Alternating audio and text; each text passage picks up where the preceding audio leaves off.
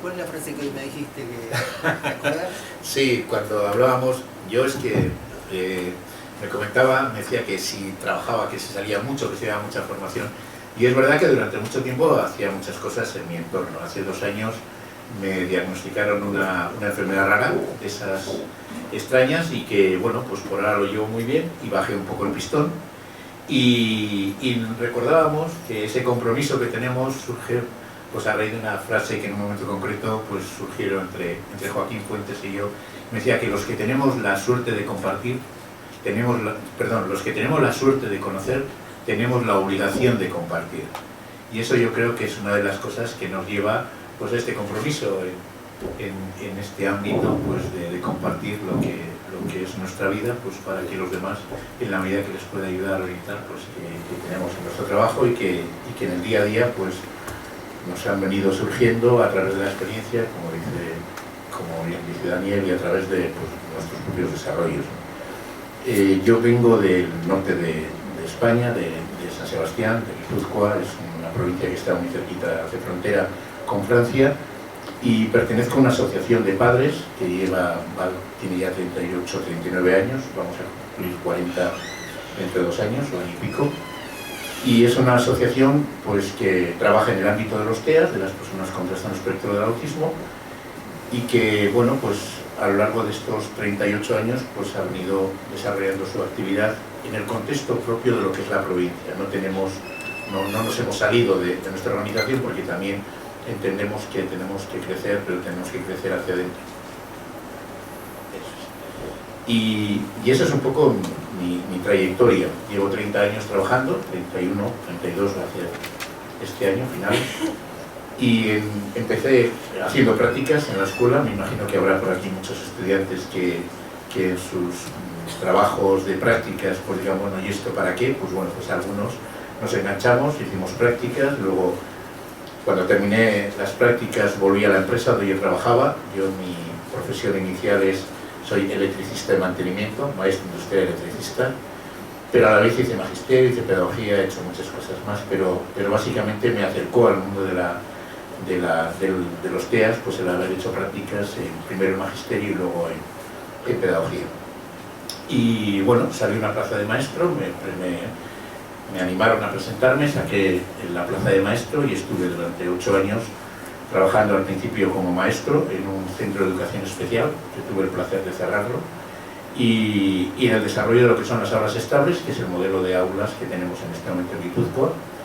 Se da la circunstancia, la paradoja de que en Guipúzcoa no hay ningún centro de educación especial. Todas las personas en edad educativa están en colegios ordinarios, en aulas de apoyos, con profesores de apoyos, etcétera, etcétera, pero no hay ningún centro de educación especial. Posteriormente el cuerpo me pedía más pelea, y una compañera que era la responsable del servicio de atención de día se marchó a Estados Unidos a trabajar y me ofrecieron la posibilidad de encargarme de lo que es el servicio de atención de día, que es en este momento donde estoy trabajando. En nuestras organizaciones es difícil de llevar solamente una mochila, porque normalmente hay tantas cosas que hacer que llevamos siempre un par de ellas o más. Y en este momento, además de responsable del servicio de atención de día, llevo lo que es el desarrollo organizacional, lo que llamaríamos modelos de calidad. Para nosotros es muy importante, porque un buen panadero no es el que hace buen pan un día, sino que hace buen pan todos los días. Y entendemos que las organizaciones tienen que hacer un buen trabajo todos los días. Y eso significa no solamente mirar a las personas y a los profesionales, sino también garantizar un buen desarrollo organizativo.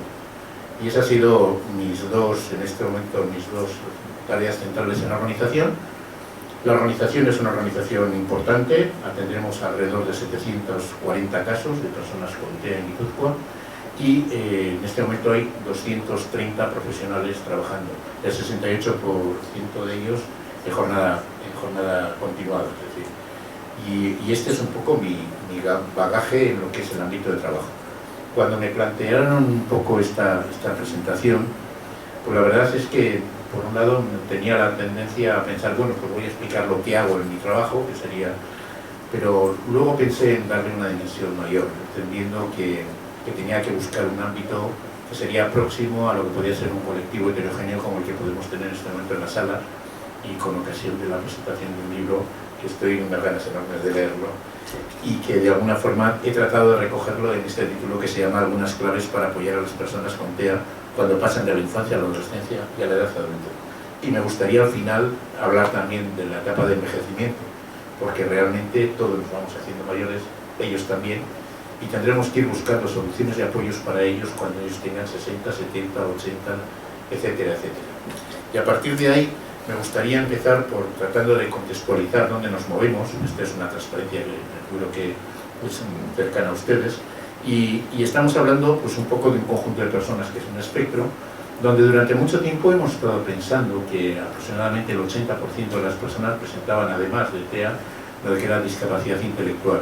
En los últimos estudios que se han hecho en Estados Unidos y demás, nos hablan de que en la medida que han ido apareciendo más personas con un diagnóstico de alto nivel de funcionamiento, o Asperger, como prefieran ustedes, pues va bajando ese porcentaje de personas con discapacidad. Y entonces estaríamos hablando de un colectivo de personas de aproximadamente el 30% de las personas con necesidades de apoyo generalizado, un 25% de las personas con necesidades de apoyo extenso, un 25% de las personas con necesidades de apoyo limitado y un 20% con necesidades de apoyo intermitente.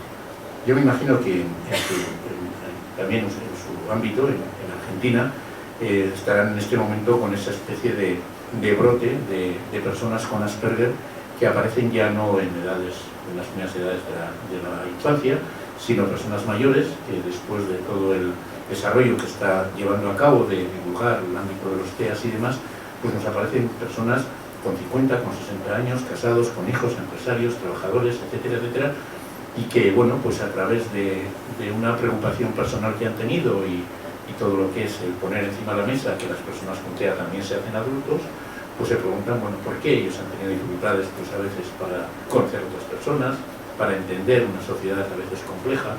Y entonces nos está surgiendo en este momento un número importante de casos de personas con Asperger pues en edades avanzadas. Incluso creo que la semana pasada llegó una persona con 64 años a punto de jubilarse, era un aparejador con 2 hijos, etcétera, etcétera. Y bueno, pues la verdad es que entendemos que habrá personas que necesitan pues dar respuestas a algunos de sus incógnitas y de sus necesidades personales, y entendemos que el diagnóstico puede ayudarles en ese sentido. Por lo tanto, tenemos que pensar en un colectivo de personas tremendamente heterogéneo, amplio, y a lo largo de todo lo que es el ciclo vital. Y quería empezar por algo que ha significado Daniel, que es que parece que el tiempo no pasa sobre el mundo de los TEAs, y si echamos la vida para atrás, pues las personas que estudió Kanner en su momento, cuando hizo todo su magnífico trabajo, tenían una edad media de 8 años, y esas personas están hoy en día alrededor de los 80 años. Y seguimos pensando en el autismo, como el trastorno espectro de autismo, como niños, como gente joven, como gente por desarrollar, por aprender, etcétera, etcétera. Y lo que quería era pues comentarles cómo han sido estos 30 últimos años en las personas que prestamos apoyos con TEA. Y ahí tenemos la vida de algunas personas que por las fotos pueden hacerse la idea del tiempo que ha pasado. ¿Y cómo empezó Gautena? Pues Gautena empezó con 8 familias en Blanchón 78 y con una edad media de 5,8 años. O sea que posiblemente era el comienzo de aquellas organizaciones, aquellas asociaciones con un número muy reducido de personas, incluso tenían problemas para poderse legalizar como una organización porque se necesitaban más de 12 personas, por lo tanto eran momentos difíciles. Y estamos hablando de 30 años, parece que fue ayer. Por otro lado, estas personas hace 30 años pues tenían una serie de servicios, pero tenían una serie de necesidades, y estos chavalicos de entonces, pues hoy pues tienen 40 y más años, ¿no? Estas personas que vemos en las fotos son personas que han ido desarrollando su vida, pues como la hemos desarrollado todas las personas que estamos alrededor, vamos envejeciendo, y me imagino que nos veremos en la residencia de ancianos. A mí cuando me echen mis hijos de casa, pues seguro que seguiremos estando allá. Por lo tanto, mi vida es la vida de ellos y la compartimos de esa manera. De tal manera que me gustaría aquí hacer una reflexión, que los padres estoy seguro que la entenderán, y es que a veces desde la perspectiva de los profesionales parece como que la distancia que hay entre nuestra vida y las personas con las que trabajamos, a las que prestamos apoyos, está muy lejos. Y eso posiblemente en la etapa de la infancia sea cierto, porque los niños son niños, los profesionales son adultos. Pero según las personas van haciéndose mayores, nos vamos equiparando de edades.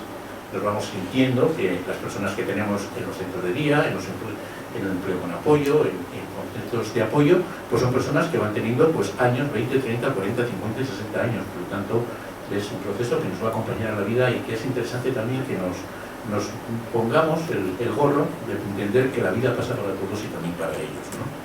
¿Cómo era la vida hace 30 años? ¿Cómo eran las organizaciones? ¿Cómo eran las personas? ¿Cómo era el diagnóstico? Bueno, pues desde el diagnóstico sabría, hace 30 años hay una falta de profesionales cualificados y de hecho uno de los grandes problemas era cómo se diagnosticaba los TEAs hace 30 años y algunas entidades pues pasaban por las pruebas de Costello sobre el juego simbólico, otros se limitaban a trabajar aspectos relacionados con lo que podía ser la comunicación, las habilidades sociales, faltaban herramientas, había poco rigor en el diagnóstico en demasiadas ocasiones y nos encontrábamos con diagnósticos que se hacían, nosotros le decíamos a ojímetro, venían, le veías, decías, vale, tiene o no tiene, me ha mirado o no me ha mirado, dos cosas de estas, ¿no? Y había diagnósticos erróneos o asociados a la enfermedad mental. Yo en este momento, de las personas con más edad que conozco en Guipúzcoa, que tengan un diagnóstico de TEA desde hace muchos años, pues tienen alrededor de 50 años. ¿Dónde están los de 55, 60, 65, 70? Esas personas no tuvieron la oportunidad de tener un diagnóstico de TEA, muchos de ellos habrían tenido un diagnóstico posiblemente de enfermedad mental o discapacidad intelectual y han pasado la vida posiblemente con algo, con una etiqueta que no les correspondía y de alguna manera se han privado en la vida de determinados elementos que, de haber habido esas posibilidades, su vida hubiera sido diferente. Por otro lado, ¿cómo eran los servicios? Bueno, pues no había recursos para las personas con TEA adultas, eran etapas educativas. Las personas cuando llegaban a los 16, 18 años terminaban yendo pues, a centros o a instituciones cerradas. Se orientaba más por la discapacidad intelectual que por el TEA. Por otro lado, algunas personas integradas en recursos especiales de empleo y ocupacionales sin considerar el diagnóstico. Se les incorporaba a centros especiales de empleo y se veía que eran personas con discapacidad, pero quizás esos elementos importantes que tiene el diagnóstico de TEA se obviaban, por lo tanto eran personas que a veces tenían muchas dificultades para entender un contexto social complejo como es el mundo del trabajo, ¿no? Y por otro lado, las personas con TEA con altas capacidades eran desconocidas y a veces eran como raros, o les veías un poco como snobs, como extraños, ¿no? Cuando hablábamos de intereses en las personas, pues nos encontraban que la mayor parte de ellos estaban en casa, tenían una vida muy limitada, una vida fundamentalmente familiar, con escasas relaciones significativas, con familias aisladas o con muchos problemas de comportamiento en base a rituales o hábitos. Esas dificultades para poder trabajar en el entorno familiar, los problemas de comportamiento, generaban en esas familias una resistencia a poder desarrollar su vida familiar en un contexto más amplio. Por lo tanto, su vida cada vez era más hacia adentro, ¿no? ¿Y qué programas tenían? Bueno, pues básicamente dependían de las asociaciones y de su capacidad de gestionar los servicios. Y de tal manera de que en nuestro propio entorno, pues el desarrollo de las organizaciones en Guipúzcoa es significativamente diferente con el desarrollo de las organizaciones en Vizcaya o en Álava, y los tres tenemos la misma política dentro de lo que es la administración pública vasca, ¿no? Era todo el proceso de rosarios médicos, psicológicos, especialistas y otros tratamientos que generaban, pues a veces no solamente frustraciones, sino que también generaban en muchas de las familias la sensación esa de inseguridad y que no te podías quedar con nada y salías de una puerta y entrabas en otra. Eso eran puertas giratorias, ¿no? Y también había servicios con referencias a la discapacidad intelectual, pero que tenían muy pocas referencias con lo que eran los TEAs. Conocíamos poco de los TEAs. Sabíamos, hablábamos, pero ha sido necesario que pasen muchos años para que realmente las personas con TEAs nos vayan dando feedback de cómo son, de cómo entienden, cómo se desenvuelven y demás. A la vez, hoy en día, cuando nos planteamos cómo es Gautena, en este caso, pues estamos hablando de 702 personas, con una edad media de 16 años, con un servicio educativo con 92 niños en colegios ordinarios a través de aulas estables, con un servicio de atención de día de 103 usuarios y un servicio de vivienda de 72. En estos 30 años creemos que hemos hecho cosas, pero realmente los protagonistas de la vida han sido ellos y han sido sus familias. Nosotros hemos prestado apoyos, pero ellos son los que nos han ido marcando y los que nos tienen que marcar cuáles son un poco sus necesidades y sus intereses. La gráfica está ahí. ¿Y ahora cómo son? Esos niños que veíamos antes en las fotos, pues en este momento muchos de ellos tienen ya alrededor de 40 años, ese es Aitor. Aitor, entre otras cosas, pues trabaja en un centro especial de empleo, va 3 días a la semana, y por otro lado practica, incluso hace desfiles de moda, y a la vez trabaja en un centro ordinario de trabajo, concretamente en Oroski, y se encarga de lo que sería el reciclaje, etcétera, etcétera. Estas personas, desde hace 30 años, pues eran las de las fotos anteriores. Ochema, que trabaja en un centro ocupacional y se encarga de tareas relacionadas con lo que es oficina, y a la vez va al apartamento, gestiona lo que serían los aspectos del apartamento. O Jaime, que Jaime pues, es una persona con más necesidades de apoyo y se dedica a tareas de mantenimiento en la organización. Hay un huerto, un ecohuerto dentro de un sistema de huertos ecológicos para la población en general, y tienen pues su huerto donde van a trabajar y llevan a cabo sus actividades. ¿Cómo son ahora? ¿Cómo es este movimiento que podíamos ver hace 30 años? ¿Cómo se encuentra ahora? Bueno, pues por un lado, desde la perspectiva de las familias, son familias que están en entidades consolidadas. El movimiento asociacionismo ha sido muy potente, las familias han tomado conciencia de lo que era su responsabilidad y se han dado cuenta de que si ellos no eran capaces de sacar adelante estos movimientos, la administración no iba a ser capaz de hacerlo. Por lo tanto, por un lado ha habido un empoderamiento, ha habido también un acceso de las familias a lo que es la gestión de lo que son las organizaciones, con lo que conlleva. Por otro lado, hay un modelo familiar tremendamente heterogéneo. Hoy no podemos definir una familia como un hombre, una mujer y los hijos, sino que podemos entender una variedad de circunstancias enormes. Por lo tanto, tenemos que entender la familia también con esos criterios, ¿no? Y por otro lado, son familias comprometidas. Entendemos que para las familias es importante el que entiendan que esas familias tienen que aportar dentro de lo que es este movimiento pues su conocimiento, su capacidad y su fuerza, porque son la mejor garantía de que desde la sociedad se va a entender a las personas con TEA, ¿no? Han cambiado las condiciones sociales, hay más recursos, hay legislación, aunque la situación no es buena, todos entendemos en este momento que estamos en una situación de crisis importante, pero nos encontramos con una situación heterogénea en un colectivo como puede ser en este momento el Estado español, con 17 comunidades autónomas, etcétera, etcétera, con 17 realidades diferentes, pero eso también significa que es 17 oportunidades de aprender también con los demás. Aunque hay modelos segregados, hoy en día nadie cuestiona los modelos inclusivos, hay servicios con claros compromisos hacia ello, con una visión de necesidades a lo largo de la vida. Ya no nos centramos solamente en el ámbito de los niños, de la etapa del diagnóstico, el tratamiento. Estamos hablando de grupos de personas que ya están alcanzando los 60 años y que tendremos que ir diseñando qué servicios van a ser los que van a necesitar estas personas. Ya no asociamos TEA con inmediatamente discapacidad intelectual y tal, sino que nos encontramos con un grupo muy potente de personas jóvenes con un diagnóstico de Asperger que están llamando a la puerta de la universidad y que llevan a cabo estudios, que van a programas de Erasmus, que terminan con sus carreras universitarias o de formación profesional y que lo que quieren es un trabajo de su formación profesional. Por lo tanto, a muchos de ellos los recursos de centros especiales de empleo no les van a servir para nada. De hecho, las experiencias que tenemos han sido nefastas. Ellos lo que quieren es, si uno es informático, trabajar de informático, si uno es aparejador, trabajar de aparejador, y si uno es, no sé, diseñador, quiere trabajar de diseñador, o audiovisuales. Por lo tanto, lo que entendemos es que tenemos que ir a buscarles, apoyarles para la búsqueda de lo que puede ser su alternativa profesional y personal, ¿no? A partir de ahí, cuando hablamos de diagnóstico, pues tenemos mejores herramientas, mejores profesionales, hay un consenso de cómo llevarlo a cabo. Yo creo que el ADI y el ADOS nos ha abierto unas puertas enormes. Hoy en día es impensable hacer una investigación sin detrás estas personas no tienen un diagnóstico en base a esas pruebas, de tal manera que también hoy en día incluso todas las investigaciones científicas tienen que estar detrás un respaldo de que las evaluaciones son correctas. Y por otro lado, sí que tenemos en este momento dificultades, pues bueno, con todo lo que es el proceso de Asperger, adultos, diagnóstico diferencial, etcétera, etcétera. Con la nueva DSM-5, incluso hay algunas personas que dicen yo ya no soy Asperger. Ese tipo de cosas todavía está muy presente y habrá que planteárselo a ver, porque hay un debate muy potente y esperemos al próximo congreso a ver qué sale, ¿no? Cuando hablamos de servicios, pues hay unas orientaciones claras. Antes los servicios pues básicamente estaban un poco en función de lo que llamábamos, pues no sé, un criterio personal o basado en lo que puede ser un modelo intuitivo, que es una forma como muy sencilla de decir pues que cada uno teníamos nuestra opinión. Hoy hay modelos de referencia. Autismo Europa tiene unos modelos claros de cómo tienen que ser los servicios para las personas con discapacidad con TEA, las guías de buenas prácticas también, o en otros casos pues las guías que se hacen en otros países, ¿no? A nivel educativo, desde lo que es la promulgación de la Ley de Inclusión Educativa del 92/716, pues hoy en día ya hay un consenso de hacia dónde debe ir la escuela. En personas adultas hay un abanico de recursos, como no puede ser de otra manera, teniendo en cuenta ese espectro que veíamos en la primera transparencia, la necesidad de hacer búsquedas en el empleo en función de la formación de cada uno y sus intereses, y ahí es donde realmente nos las jugamos. Yo creo que el periodo, lo que es el tránsito a la vida adulta y el periodo de la orientación vocacional es fundamental y no lo estamos haciendo bien.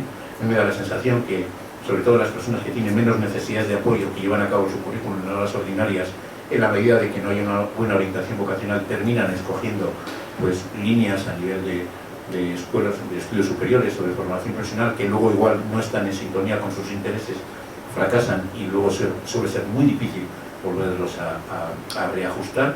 Por lo tanto, tenemos que incidir de una manera muy potente en esta orientación vocacional.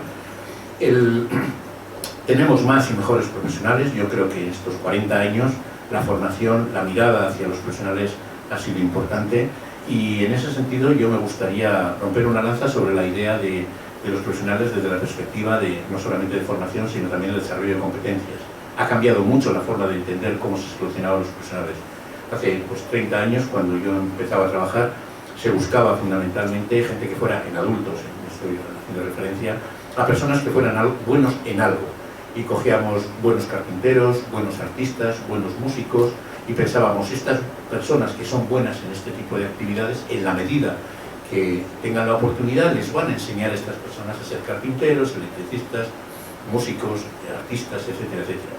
Nos dimos cuenta de que no, que eso era muy difícil. Y entonces, alrededor, hace como unos 20 años, una cosa así, 20 años, empezamos a buscar otro perfil.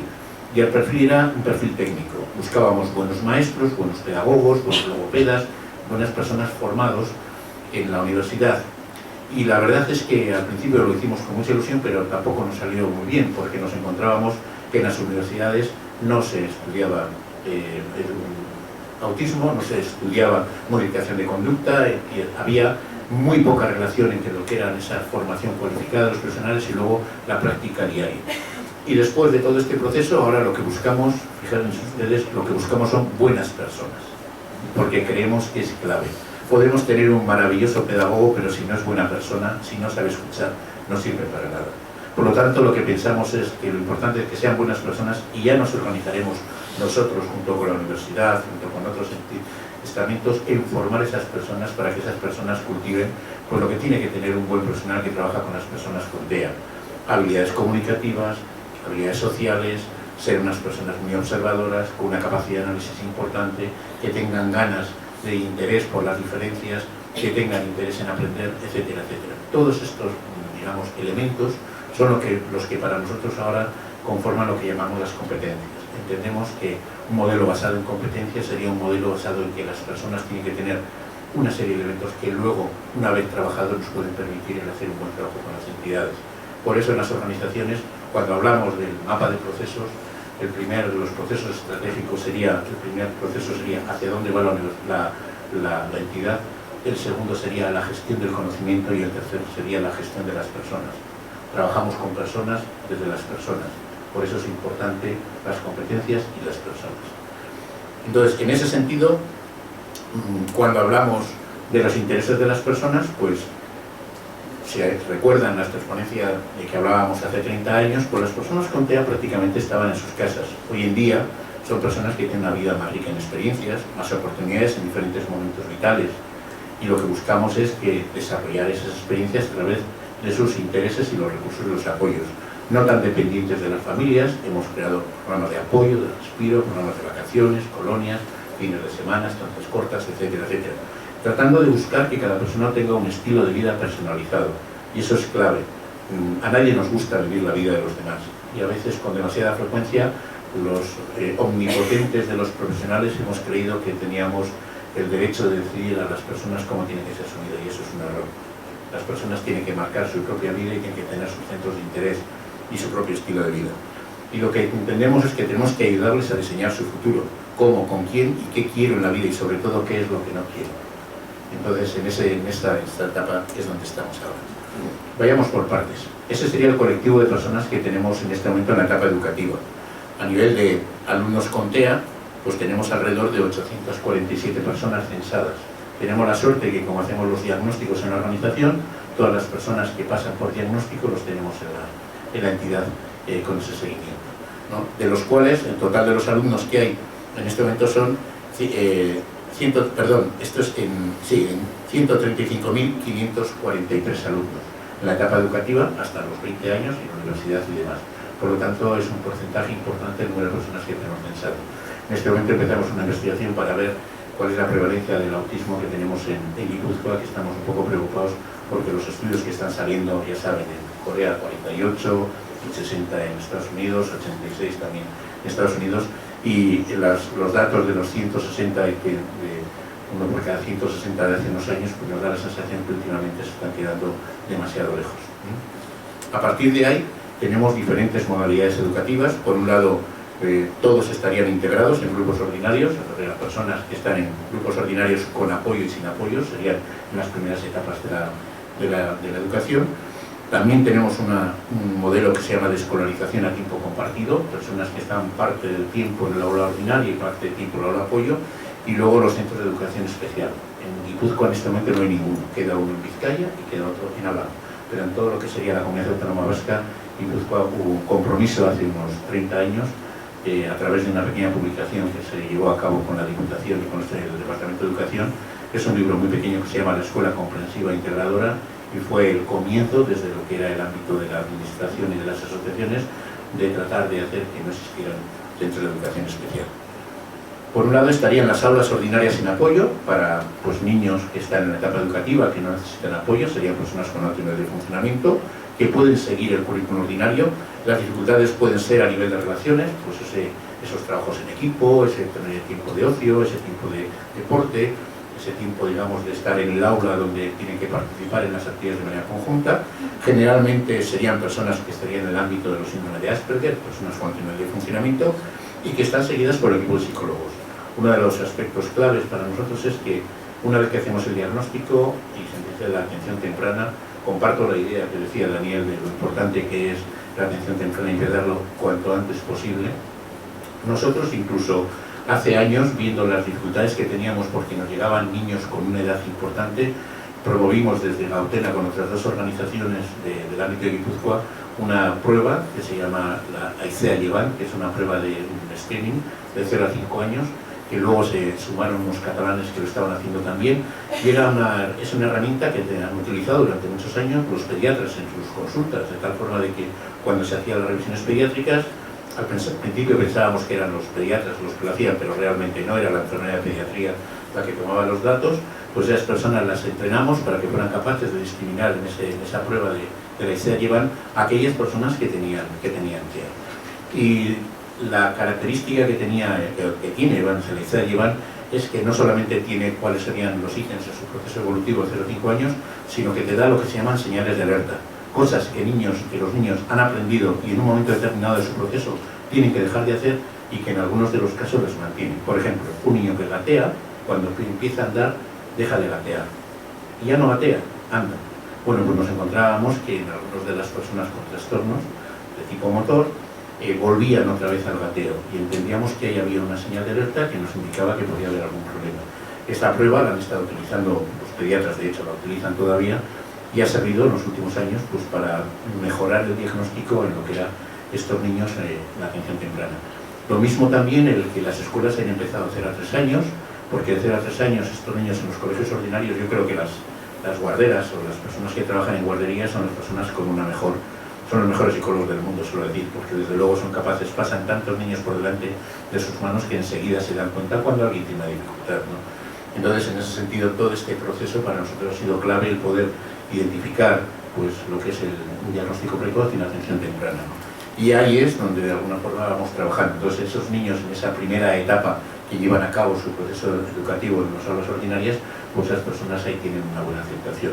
En la medida que van surgiendo dificultades, pues vamos poniendo otro tipo de apoyos, como son las aulas ordinarias con apoyos, que son apoyos proporcionados por profesores con pedagogía terapéutica o personal de apoyo educativo o profesorados itinerantes, profesionales que están dentro de lo que es los Baretxegunes, que serían centros de formación para profesionales y de apoyo, y ahí estaría el logopeda, fisioterapeuta, el CRI, para personas con trastornos visuales, o Aransky, auditivo. Entonces, este conjunto de profesionales itinerantes van a esas aulas y van a hacer los apoyos dentro del aula, aquellas personas que tienen TEA, pero que pueden seguir su desarrollo, digamos, educativo en el aula ordinaria. Suele haber, todas estas personas tienen un ACI es una adaptación curricular individual, de tal manera de que estas personas que están en las aulas ordinarias con apoyo tienen un ACI que les permite orientar todo ese proceso educativo. La mayor parte de los niños y niñas con autismo de Guipúzcoa estarían en estos ámbitos con apoyo. Cuando han visto antes la transparencia que ponía alrededor de 800 personas, Solamente en las aulas estables, en las aulas, digamos, integradas dentro de lo que son las aulas ordinarias, hay 92. El resto estarían en aulas ordinarias o en aulas ordinarias con apoyo, o sea, la inmensa mayoría. A partir de ahí estaría la escolarización a tiempo compartido. Esto básicamente se hace en Vizcaya, que sería una asociación que se llama ABNAVI, que tiene a sus alumnos parte del tiempo en colegios ordinarios y parte del tiempo en un centro de educación especial. Sería una modalidad que nosotros en su momento desechamos porque entendíamos que no había nada que pueda tener un centro de educación especial que no pueda tener un colegio ordinario. Esa era un poco nuestra filosofía. Él está matriculado en Centro Origen, está autorizado por la Jefatura Territorial y hay informes pedagógicos y coordinación muy estricta en esos casos. Y luego estaría el aula estable. Este es un poco el modelo que nosotros utilizamos cuando fuimos cerrando el Centro de Educación Especial, que nunca tuvimos más de 25 alumnos en aquel momento, pero que nos permitió, pues de alguna forma, pensar que estas personas podrían llevar a cabo su desarrollo educativo dentro de colegios ordinarios. Porque en ese proceso de inclusión no solamente ganan las personas con discapacidad, sino también ganan las personas en discapacidad. Llevamos pues cerca de 20 y tantos años haciendo que la escuela sea un lugar común para las personas con TEA y sin TEA. Por lo tanto, son 25 años que han salido niños de los coles que han compartido su etapa educativa con personas con TEA. Es un aula que se crea en un centro ordinario para dar respuesta a aquel alumnado gravemente afectado que no puede compartir el currículo ordinario aún con las adaptaciones pertinentes o solo puede compartirlo en una mínima parte. Para nosotros la clave no es solamente el aula, sino que los profesionales que están trabajando dentro del aula son profesionales de la organización. Y eso garantiza que a lo largo del proceso educativo esos profesionales van a estar formados en lo que es el ámbito de los TEA. Eso es a veces desde la organización, desde la administración, perdón, se ha querido montar aulas estables con profesionales ordinarios, pero el proceso, digamos, de cambio de profesionales lo que ha hecho ha sido, pues cada año que había cambios de profesionales, volver a empezar de nuevo porque los nuevos profesionales no conocían a esos alumnos, ¿no? Normalmente las aulas estables están en un centro ordinario, público concertado, tienen que conocer el proyecto educativo del centro, es decir, tienen que estar integrados dentro de lo que es la estructura del centro y tienen que intentar, junto con sus compañeros, las mismas etapas educativas. Hay un proceso de acompañamiento. No es solamente alumnados con TEA, nos encontramos con personas que tienen pues, trastorno de comorbilidad, personas que tienen otras dificultades, etcétera, etcétera. Es un alumno cuyo funcionamiento exige una atención muy individualizada. Estamos hablando de 2 profesionales con 5 alumnos como mucho, y realmente de los 2 profesionales, uno es maestro, otro es un educador, y son los 2 que se encargan del funcionamiento del aula. El ratio, los criterios de agrupamiento pues están en edad, por el nivel de funcionamiento, el lugar de domicilio y la lengua materna. Lo que buscamos también es acercar a esos alumnos con TEA dentro de un contexto donde están sus hermanos, donde están sus vecinos, donde están pues, todos los elementos que forman parte de su vida cotidiana. Y aquí me gustaría hacer un poco una reflexión sobre algo que comentábamos antes Daniel y yo, que es todo este proceso, digamos, de la orientación curricular. Normalmente cuando nos planteamos los 20 años de la etapa educativa, nosotros nos buscamos una regla mnemotécnica, que es esta de la regla de los 3 7, y dividimos el currículum en 3 partes, de 0 a 7, el 7 a 12, 14, perdón, y luego de 14 a 21. Y viendo un poco lo que es la base del currículum de estas edades, lo que vemos es que básicamente el currículum de 0 a 7 años está centrado en el niño a desarrollarse a sí mismo, conocerse a sí mismo y su entorno inmediato, como es la familia y demás. En cambio, el currículum de 7 a 14 estaría más centrado a conocer el entorno y la sociedad. Ahí es cuando estudiamos, no sé, geografía, historia, todo ese tipo de cosas. Y el currículum de 14 a 20 años estaría más orientado hacia lo que es la preparación para el futuro como personas adultas. Y si no, piensen ustedes cuando tomaron la decisión de ser o de estudiar lo que en su momento quiero, ¿no? Posiblemente estaría a partir de los 14 años. Antes todos queríamos ser, no sé si Messi, astronautas o algo por el estilo, pero de alguna forma llegó un momento en que tuvimos que tomar conciencia con la dura realidad, por lo menos en mi época, y éramos electricistas, éramos caldereros, éramos mecánicos o delineantes. Profesiones que hoy en día algunas de ellas han desaparecido, ya no hay delineantes, ya no hay electricistas, ahora todos son, no sé, informáticos y cosas de ese estilo, ¿no? Entonces, en ese sentido, de los 14 a los 20 años, yo creo que es una edad clave para estas personas, tanto para las personas con muchas necesidades de apoyo como con aquellas personas que tienen menos necesidades de apoyo, porque es cuando de alguna manera hacemos el ejercicio de reflexionar sobre qué es lo que queremos hacer en ese futuro. Y ahora yo les planteo a ustedes, ¿las personas con TEA con 14 años saben lo que es la vida adulta? saben lo que es el trabajo, saben lo que es la vida independiente, saben lo que es la sexualidad, saben lo que es la pareja, saben lo que es sus derechos como ciudadanos. Muchas de las veces no. Y muchas de las veces cuando se les pide, pregunta algo, pues repiten los mismos modelos que han visto en casa. Y uno quiere ser como su padre y quiere conducir el coche como su padre y le gustaría pues casarse con una señora como su madre, o si les preguntas a una chica, pues casarse con un chico como su... Y querían repetir ese mismo modelo. Y entendemos que es clave esa etapa. Por eso todos los programas de tránsito a la vida adulta y todos esos marcos de orientación vocacional creemos que todavía tienen un recorrido muy importante, porque si no, las frustraciones que podemos generar en esas personas cuando eligen y esa elección no se ajusta a lo que luego son sus intereses es importante. Yo tengo muchos casos, pero voy a contarles simplemente. El de Bruno quería estudiar turismo y en Donosti hay una facultad que es de Deusto, UTG, que dan turismo, y entonces pues él quiso estudiar turismo y se matriculó, sacó el acceso a mayores de 25 años, porque él ya era muy mayor, y se puso a estudiar, quería estudiar turismo. Entonces fuimos a la facultad, le hicimos al jefe de estudios que nos sacara el plan de estudios de lo que era turismo, y ahí este buen hombre se encontró pues con dirección de empresas, con administración, con un montón de asignaturas que él no soñaba que estaban en turismo. Con lo cual el resultado dijo, yo esto no lo quiero estudiar, yo quiero estudiar turismo, y es que es un hombre que está fascinado pues, por los aviones, por los trenes, por el metro, por todo ese tipo de cosas que hacen que las personas vayan de un sitio a otro. Por lo tanto, él necesitaba realmente entender en qué consistía el turismo. Yago quería ser panadero, pero en cambio Yago le molestaba mancharse las manos, y cada vez que cogía el barro, cogía la plastilina en clase, lo pasaba fatal. Y entonces quería estudiar panadería. Entonces pues fuimos un día a una panadería, la noche a trabajar, y nos enfangamos allá con la harina y con todas esas cosas que utilizan los panaderos, y él ponía las manos con una sensación de que no le gustaba que tocar.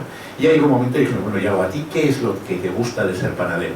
Y la respuesta fue, es que el panadero por las noches está toda la noche escuchando música. ¿Entendéis? Claro, él había hecho una relación totalmente causal en función de su percepción de lo que era panadero. Por eso en esta etapa yo creo que es clave el poder trabajar con ellos, el acercarles a esa vida adulta que van a tener. Con demasiada frecuencia repetimos y repetimos todo lo que es el currículum de 0 a 7, lo volvemos a repetir de 7 a 14 y volvemos a insistir de 14 a 20. Hay aquí algunos materiales muy interesantes en el tránsito a la vida adulta, como un libro de Lew Brown que se llama Criterios de Funcionalidad, que dice que a partir de los 13 años deberíamos dejar de pensar en aquellas cosas que no ha adquirido la persona y empezar a centrarnos en preparar cuáles serían sus necesidades, sus intereses de cara a la vida adulta. Y esa parte del tránsito a la vida adulta la pueden ver ustedes perfectamente en esta transparencia, ¿no? ¿Qué diferencia hay entre una persona joven que decide sobre sí mismo, que conoce la situación del mercado laboral, que tiene intereses profesionales, que la escuela le orienta y le prepara, o una persona joven con discapacidad intelectual o con TEA, que tiene dificultades para decidir sobre su futuro, que desconoce el mundo laboral, que tiene limitaciones en sus intereses y, por otro lado, el rol de la escuela que desempeña en él. La escuela puede preparar o puede anular a las personas. Y todos tendríamos en nuestra cabeza los nombres de maravillosos maestros que han sido motores para nosotros y maestros que han sido pues una especie de freno en nuestra vida, ¿no? Tenemos que tener en cuenta cuáles son sus intereses. Y en ese sentido la transición a la vida adulta sobre el papel es una etapa que parece que está ligado solamente a la escuela, pero la escuela es una parte de lo que sería ese tránsito a la vida adulta. Ustedes aprendieron una formación, tomaron una decisión de qué es lo que querían ser como personas adultas en la etapa de la escuela, pero alrededor de la escuela había decenas de cosas, toda una etapa de la adolescencia, todo un momento de tomar conciencia de la autodeterminación, la generación de amistades, cuando empezaron a generarse en nosotros intereses culturales de cine, fotografía, música, etcétera, etcétera. Pues en todo ese contexto, una parte lo aportaba la escuela de manera colateral, porque era en su marco de relación con los compañeros y demás, pero otra parte lo daba la vida en la comunidad. Por lo tanto, en este tránsito a la vida adulta, sobre el papel hay una parte que le corresponde a la escuela, pero hay otra parte importante que le corresponde a la familia y a las asociaciones. Y siempre tenemos que tener claro que lo que el modelo, que sea la etapa educativa, en la vida adulta, etcétera, etcétera, no nos proporciona, lo vamos a tener que buscar por otros caminos. Y esos otros cauces muchas de las veces son las asociaciones, son las entidades que están generando apoyos para que estas personas realmente desarrollen ese papel como personas adultas y tengan pues una participación social y tengan un compromiso con la comunidad y tengan una sexualidad y tengan unas aficiones, tengan una cultura que le va a ir ayudando de cara al futuro. Ahí es donde nos hemos empezado a llenar nuestra mochila de cosas que nos pueden permitir luego en la vida adulta tener una vida adulta satisfactoria. A partir de ahí entendemos que en la etapa de la vida adulta pues nos vamos a encontrar con personas con un proceso de evolución favorable, con una estabilidad en la medida que el entorno es estable. Nosotros cuando vemos personas que hace 30 y tantos años pues tenían pues muchas dificultades para poder controlarse, tenían problemas de comportamiento y dificultades en la comunicación, dificultades en la comprensión de lo que era su día a día, a través del trabajo y a través de los apoyos y a través de sus aprendizajes, realmente ellos hoy en día se encuentran con unos contextos mucho más estables que les permite pues ya no formar parte de lo que podrían ser sistemas segregados, sino formar parte de lo que es la comunidad, ¿no? A través de las adaptaciones, a través de los cambios, a través de los estímulos y los resultados. Si a una persona le ofrecemos aspectos que son motivadores o elementos que son importantes para él, pues la persona va a disfrutarlo. Si le estamos ofreciendo cosas que no le interesan, pues realmente para él será un suplicio, ¿no? Por otro lado, no hay una idea clara de que haya trastornos asociados por la edad.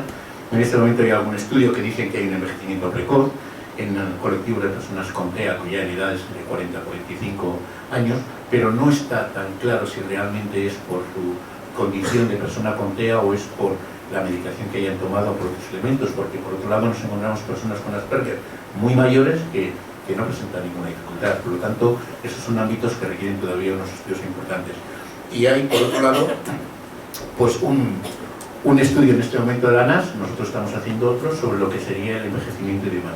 Richard Mills y toda esta gente están empezando a tener ya información, tienen personas ya en edades avanzadas y bueno, pues están viendo cuál es su proceso en ese proceso de envejecimiento, cuáles son las claves, que luego hablaremos de algunas de ellas, ¿eh? Este sería un poco el proceso que se da en Guipúzcoa, la etapa de 0 a 20 años, la etapa educativa, pero fíjense ustedes qué flecha más larga hasta los 65 años, que era cuando antes hablábamos, ahora ya estamos hablando de la edad media, estamos en las mujeres, está en este momento en 81 por 62 años y en los hombres en 79 para 80, por lo tanto, larga vida a todas las personas, también a las personas con TEA, y tenemos que pensar que esa vida sea una vida satisfactoria.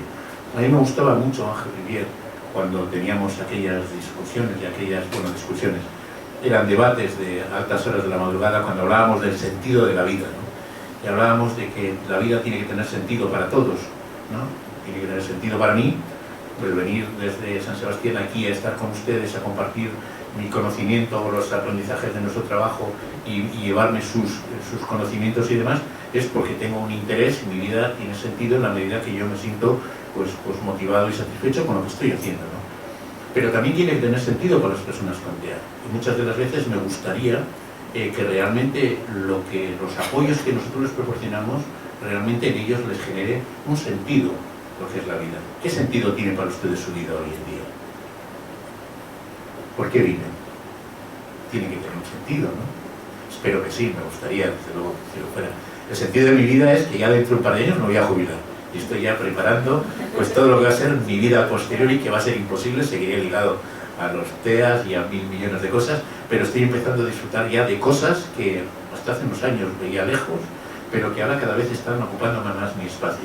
Mi ocio, mi tiempo, mi entorno, mis amigos.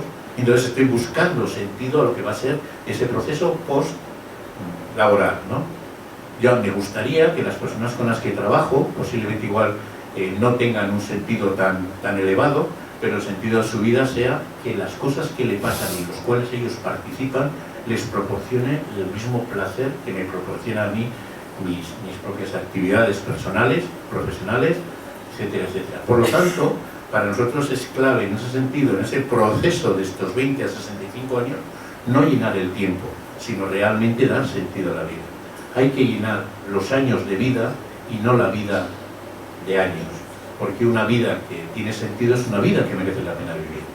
Y en ese sentido comparto con Ángel la idea de que no es tanto tener a las personas haciendo cosas o dándoles apoyos, sino pensar que esas personas con esos apoyos encuentran satisfacción en la vida que ellos tienen. Normalmente a partir de los 20 años lo que sería Servicios Sociales de Diputación, Izartequintza, hace un informe de cada una de las personas y en función de eso pues les orienta a determinados recursos. Estos serían los diferentes recursos que hay en el entorno de Guipúzcoa: el empleo ordinario, el empleo con apoyo, servicios especiales de empleo, promociones para el empleo, ayudarles a las personas en búsqueda de empleo, servicios ocupacionales, prácticas en alternancia dentro de lo que es ámbitos de empleo, y luego los servicios de atención de día. Y en el último lugar estarían esas residencias para personas no ya solamente con TEA, sino que son personas que tienen pues otros trastornos asociados, normalmente de tipo físico, que requieren pues que estén encamados, etcétera, etcétera, ¿vale? Pero con este abanico de posibilidades, lo que buscamos es que todas estas personas con TEA tengan un espacio vital donde ellos puedan desarrollar su vida de manera satisfactoria. Uno de los aspectos claves en nuestro entorno es que, como Guipúzcoa es una provincia relativamente pequeña, la que se determina dónde va cada persona es la administración, y entonces van a los servicios en función del desarrollo de habilidades que tengan, las habilidades que tengan. Esto durante años ha sido muy eficiente porque teníamos un modelo basado en servicios, de tal manera que las personas, en función de sus intereses y sus capacidades, iban a unos servicios a otros, unos a empleo ordinario y otros a un servicio ocupacional. Esto en su momento yo creo que fue importante. Hoy en día ya es más cuestionable. Hoy en día nos movemos en los modelos basados en personas, no en modelos basados en servicios. Por lo tanto, no es tanto qué habilidades tienes y en función de eso dónde te coloco, sino hoy en día lo que planteamos es qué es lo que es importante para ti y dónde vamos a poder desarrollar apoyos para que tú tengas esa vida importante y satisfactoria. Es un cambio de mentalidad muy potente que parece que es muy sencillo de plantear, pero que luego a la hora de llevarlo a la práctica es muy complicado, porque las administraciones muchas de las veces son máquinas muy difíciles de mover. Pero bueno, nadie nos dijo que era fácil. Lo fácil lo hacen los de la casa de enfrente. Nosotros hacemos lo difícil. A partir de ahí, pues tenemos en cuenta esa sensación de que es un tránsito a la vida adulta y que cuando los vemos en personas realmente es un proceso largo. Y es un proceso que, puesto en clave de sentido de la vida, hay que darle mucho sentido a la vida. Por lo tanto, es un compromiso no con la prestación de apoyos para que las personas vayan a diferentes servicios, sino es una prestación de apoyos para que las personas tengan una vida con sentido. Solemos decir que hay dos palabras,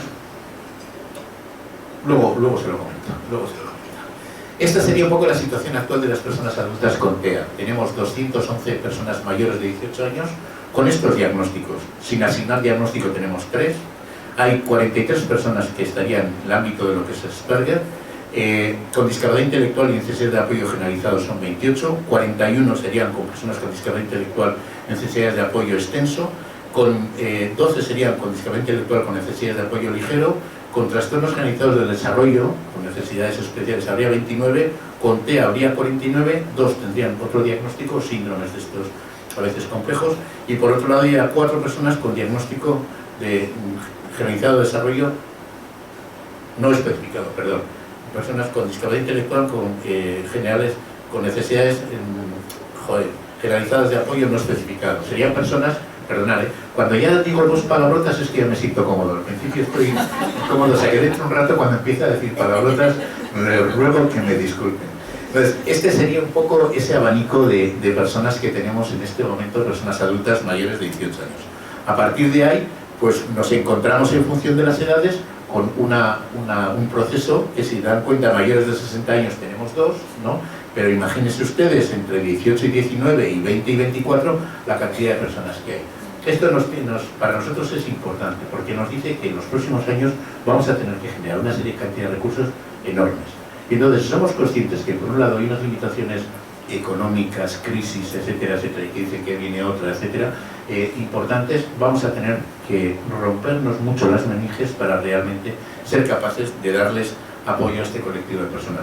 Por otro lado, si ustedes van viendo las edades, incluso en algunas de las edades entre 50 y 54 tenemos un grupo importante de personas, 18, pero si suman de 45 a 60 años, aquí hay un grupo muy importante de personas que algunos están en viviendas de Gaudena, otros están en sus casas, y de cara al futuro vamos a necesitar desarrollar servicios para estas personas en esa etapa, digamos, del envejecimiento.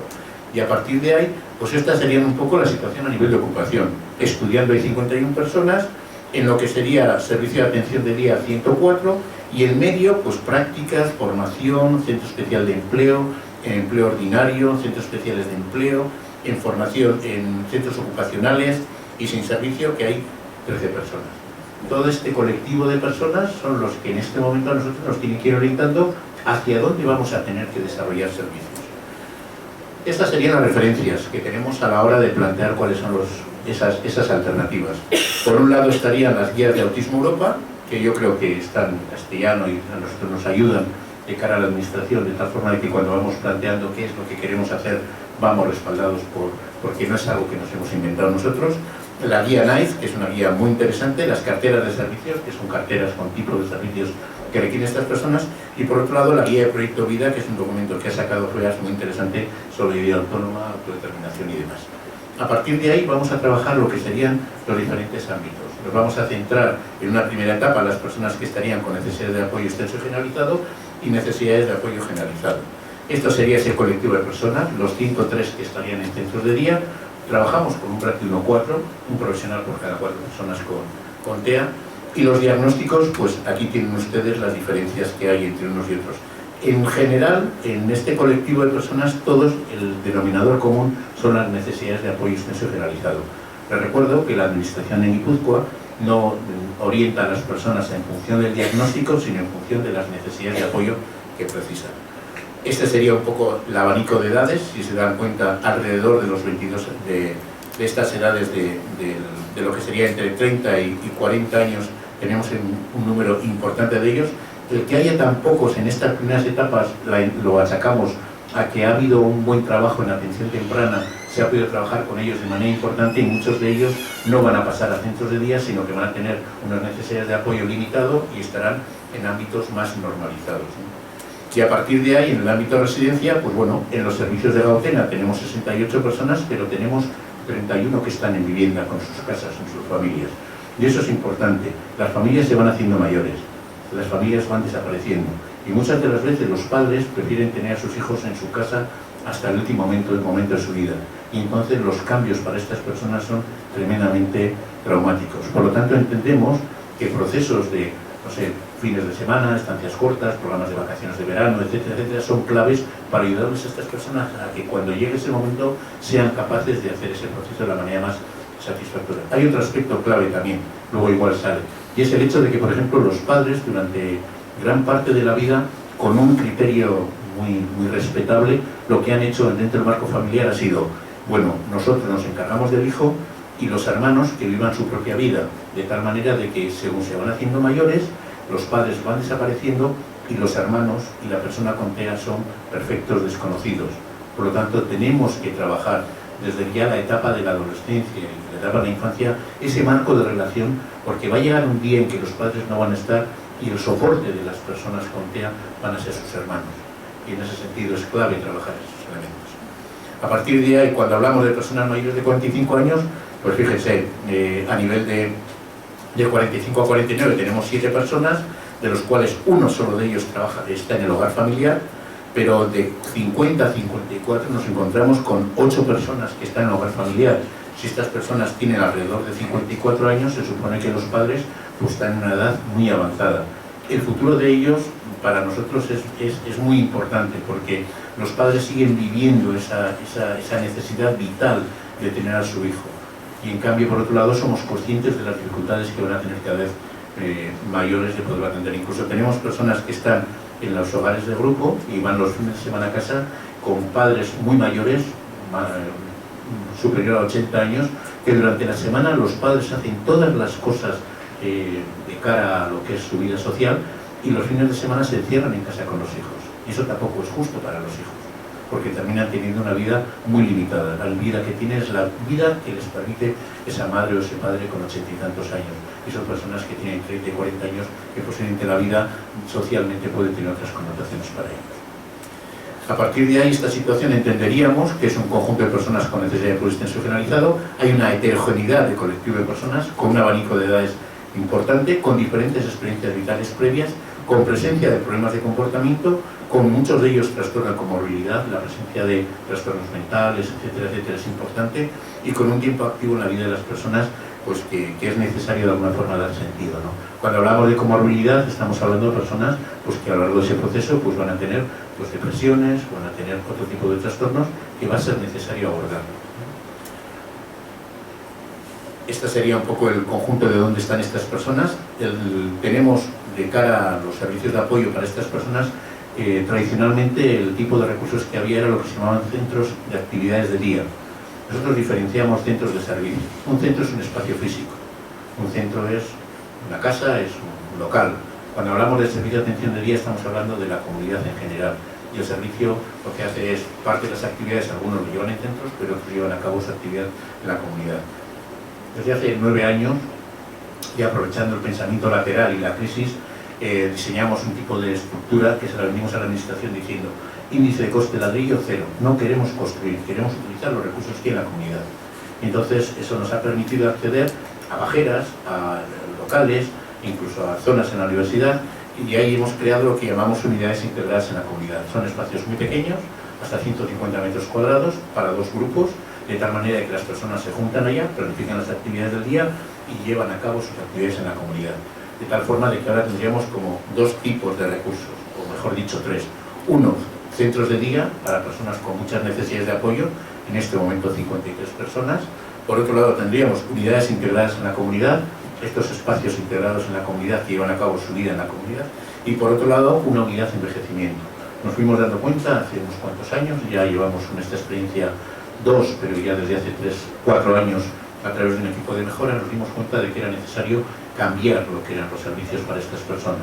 Se hacían mayores, les costaba levantarse, a veces están cansados, no les apetece determinadas cosas, y entonces empezamos a diseñar estas unidades integradas en la unidades de envejecimiento en base a lo que en este momento se llama el envejecimiento activo. El envejecimiento activo es una forma de entender el envejecimiento en el cual lo importante es que las personas lleven a cabo pues, una serie de actividades que les permita sentirse pues, satisfechas con sus actividades, ¿no? Básicamente tiene 3 parámetros. Uno sería lo que sería el tema de la salud, el segundo sería las habilidades sociales y el tercero sería la parte emocional, la parte, digamos, de los recuerdos, de los sentimientos, etcétera, etcétera. Y entonces este colectivo de personas, esta unidad, pues forma desarrollo. Son 2 profesionales con 7, tienen un transporte, tienen un espacio para ellos exclusivo y entonces organizan su vida en función de sus actividades. Son los más cultos de Guipúzcoa. Todas las semanas van a ver un museo, y en Guipúzcoa hay 100 y pico museos. Hay veces que van a ver el museo de los instrumentos musicales y otras veces van a ver el museo, pues no sé, de la sidra. Pero realmente son personas que salen, que se relacionan. El hecho de tener un ratio de 2,7 lo que nos permite es que si un día a una de las personas le cuesta levantarse en la mañana, pues se levanta a su velocidad, hace su vida en casa y cuando el grupo sale pasa a buscarle. O un profesional se queda en la unidad con el resto del grupo y el otro con la furgoneta va a buscarle. De tal manera de que es un proceso que hemos flexibilizado el funcionamiento de estas unidades para podernos adaptar a lo que es la lógica de la vida, que nos vamos haciendo mayores y que ya no nos apetecen las cosas, o hay veces que nos gustaría quedarnos en casa o desayunar de una forma más tranquila o dedicarnos más tiempo a nosotros mismos. Por lo tanto, entendemos que en ese sentido tenemos que tener esa flexibilidad. Esto sería un centro de actividades de día para personas con más necesidades de apoyo, con mayor supervisión, una orientación hacia recursos de los centros de actividades, es decir, serían centros con talleres donde lo que pensamos es qué hacemos dentro de lo que es el centro, qué tipo de actividades llevamos a cabo en el centro, aunque también salimos a la comunidad a llevar a cabo actividades, piscina, gimnasio, compras, etcétera, etcétera. Pero es necesario crear talleres para que estas personas lleven a cabo actividades. Generamos una red de talleres en los diferentes centros y a través del transporte que tenemos pues van visitando unos centros otros. Y los principios de intervención serían funcionalidad, lo que hacen tiene que tener sentido, tiene que ser adecuado a la edad cronológica y la prioridad de la comunidad. Solo hacemos en los centros lo que no podemos llevar a cabo en la comunidad. Luego estaría la unidad integrada en la comunidad, son unidades pequeñas integradas en contextos comunitarios que realizan sus actividades en recursos del entorno, están ubicadas en los centros de las ciudades, pero luego llevan a cabo actividades en diferentes contextos en lo que es la sociedad en general. Los marcos de intervención, pues si se dan cuenta, la mayor parte de ellos son externos a la organización.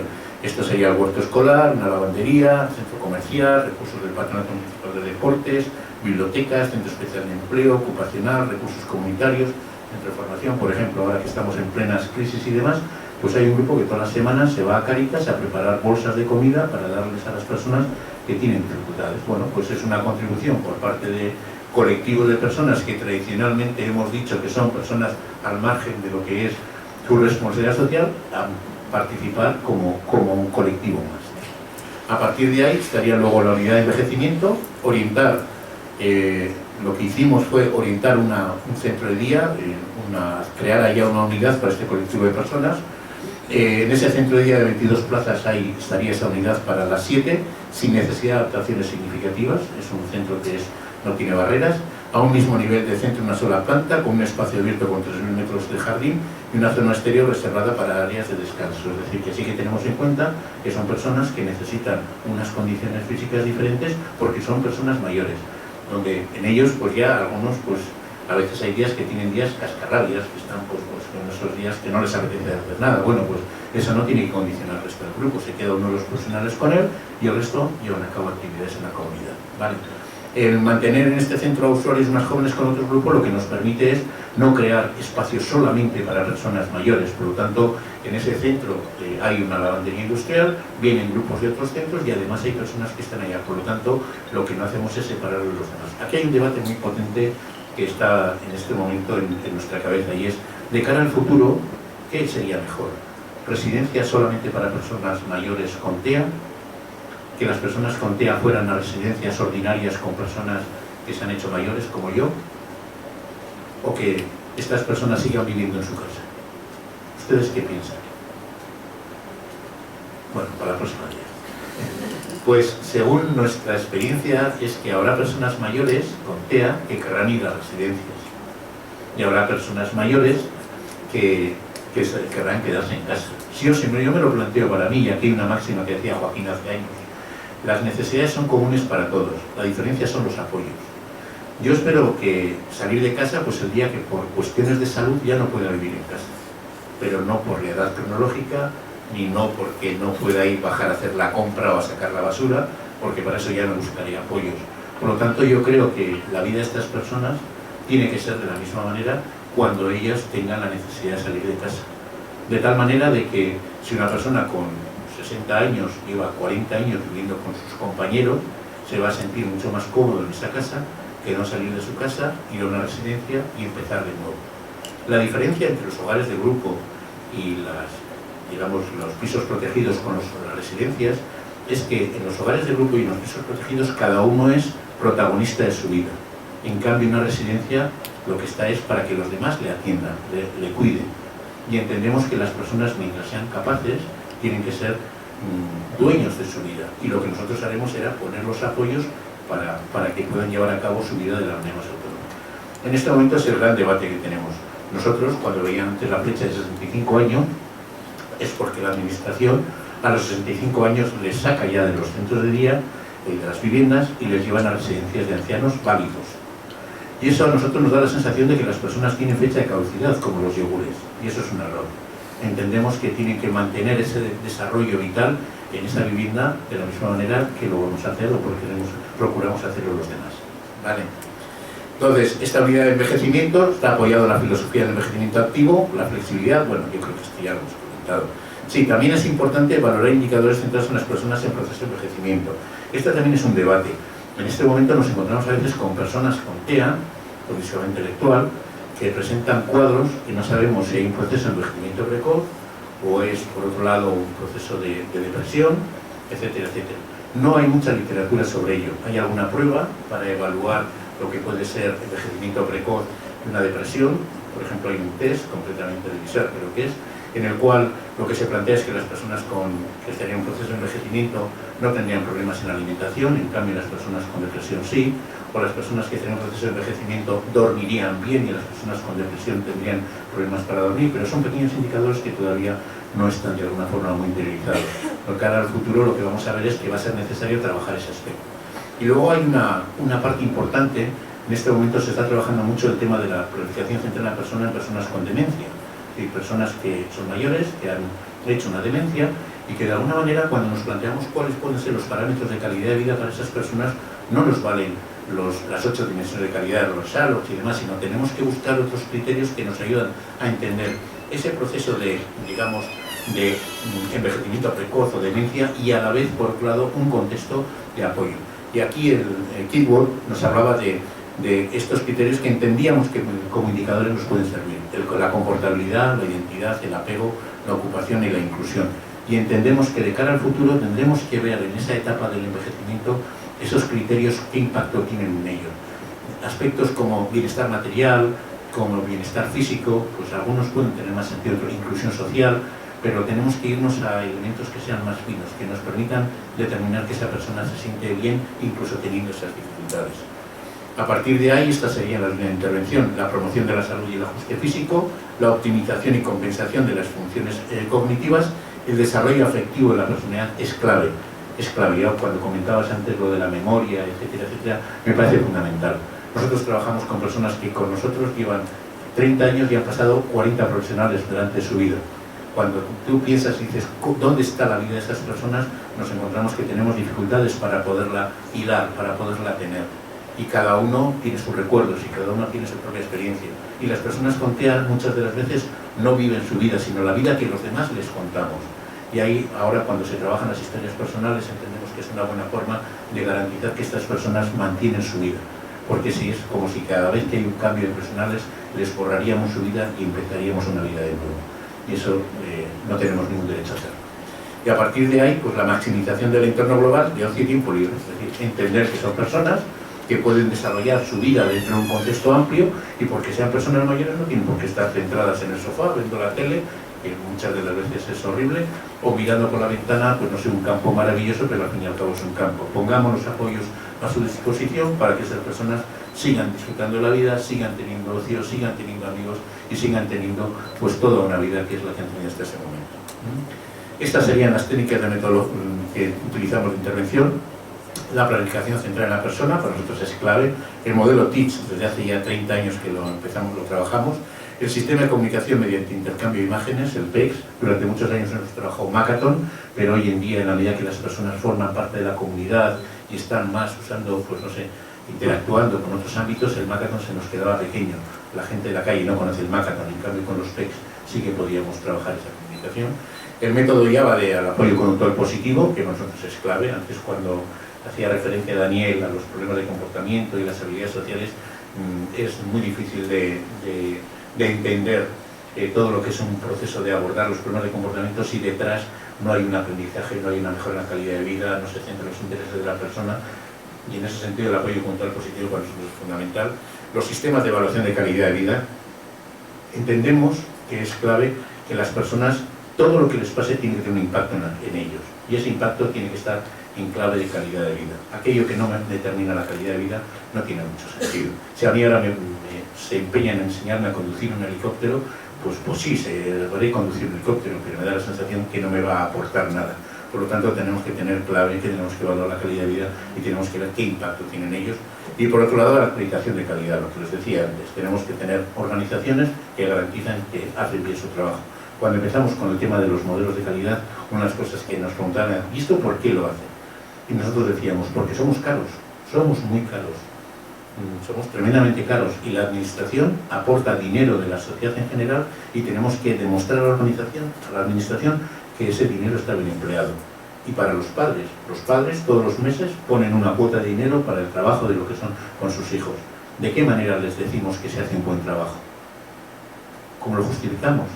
Bueno, pues entendemos que cuando detrás tienes estructuras que te garantizan la calidad, lo puedes hacer. Y ahí puedes escoger las que quieras. Tu compromiso puede ser la ISO, FQM, modelo de gestión avanzada, puede ser modelo de calidad FEAPS, lo que sea, pero entendemos que tenemos que ser buenas organizaciones. Y por otro lado, la gestión de datos y la información, todo lo que es el desarrollo de la ética y demás, cada vez está más presente en la vida de estas personas. Vamos por el segundo grupo. Yo no sé cómo voy de tiempo, pero cuando se cansen me lo dicen y vamos por ahí. ¿Vale? El segundo grupo serían personas con necesidades de apoyo limitado. Este grupo de personas serían en este momento 68 personas, serían personas que no estarían en los servicios de atención de día, serían personas que tendrían una orientación hacia formación o orientación vocacional, y si se dan cuenta, aquí tenemos un número importante de la gente que nos viene por delante.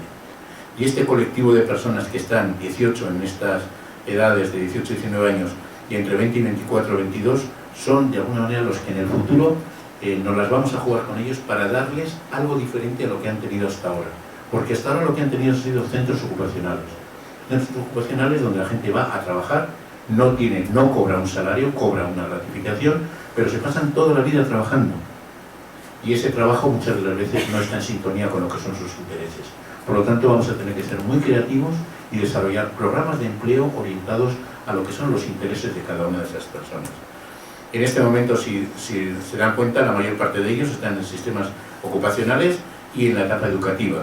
Apenas hay personas que están en otros ámbitos, pero estos dos colectivos de personas, los que están en la etapa educativa y en los sistemas ocupacionales, son los que en este momento más nos preocupan. Personas con autismo que están llevando a cabo trabajos en centros ocupacionales, a veces rutinarios, que no les aportan ningún interés a la actividad que están llevando a cabo. Hicimos un contacto con Gurea, que es la empresa que se dedica a ese tipo de actividades, y tenemos un seguimiento de estas personas cada 3 meses en el ámbito del trabajo y les estamos procurando mejoras y cambios hacia centros de interés que estén más ligados a sus intereses personales. Serían personas heterogéneas. La importancia de la coordinación con el psicólogo, familia y empleo, al no tener un servicio como son los servicios de centros de actividades de día, servicio de atención de día, son personas que están en un contorno social mucho más amplio y son más frágiles. Por un lado, necesitan apoyo y seguimiento en el área laboral, que era lo que les estaba comentando, integrados en centros especiales de formación y ocupacionales, buscando la posibilidad de promoción dentro de lo que son esos empleos. La empresa que se dedica a este tipo de trabajo en Guipúzcoa se llama Gurea, es una empresa que tiene 5.500 trabajadores, es enorme, tiene una variedad, montan piezas para vehículos, tienen fábricas de plásticos, tienen lavanderías, tienen gasolineras, tienen hoteles, etcétera, etcétera. Entonces es un gran holding. Pero entendemos que estas personas allí están, muchas de las veces pasan desapercibidos. Les recuerdo que prácticamente son alrededor de 27 personas las que hay, pero para nosotros esas 27 personas tiene mucho interés el que estén bien ubicadas. Por lo tanto, hacemos ese seguimiento con ellos. Estos serían esos recursos que hacía referencia: Cucha Cealo, Centros Especiales de Empleo, Gureak Academy y programas ocupacionales como Centros Ocupacionales, Pauzoa, Bernier y Zabalgunea. Todos estos servicios están en Internet, por lo tanto, cuando les deje las transparencias, en la medida que quieren pueden entrar, acceder a ellos y ver qué tipo de actividades llevan a cabo. Y nos vamos con el grupo, digamos, con necesidades de apoyo intermitente, que sería ese 20% de las personas.